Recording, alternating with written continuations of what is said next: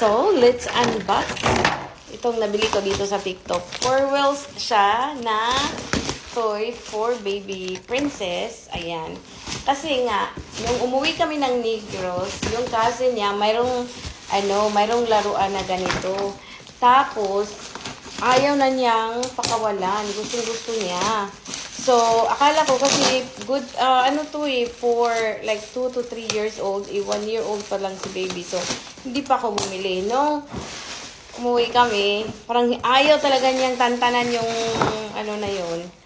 itong ride-on car na, toys. So, bumili ako. And, buti na lang, nandito sa TikTok. And, mura lang. Kasi, nung nagpunta akong, sa store, sa SM, mas mahal siya. So, buti na lang, mayroon dito sa TikTok. Ayan. So, mag-assemble tayo ngayon. Ito pala, hala, ang dami pala nito. I-assemble pa pala. Ayan. Hala, ang daming mga screw. Tada! Si Mr. na lang eh. Baka magkamali pa ako. Ayan, mamaya.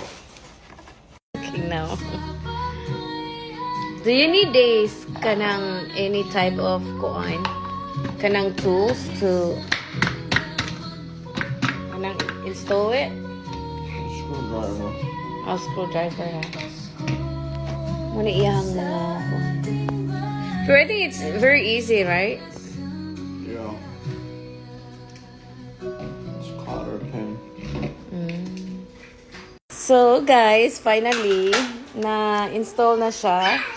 And madali lang pala siya i-install. Ayan. So, ganun siya kaganda. Now get on. Get on. Be careful. Get on. Get on. Hurry up. Come on. Hold. Yeah, and hold here. Naglibog na siya. Oh, you're going backwards. Look.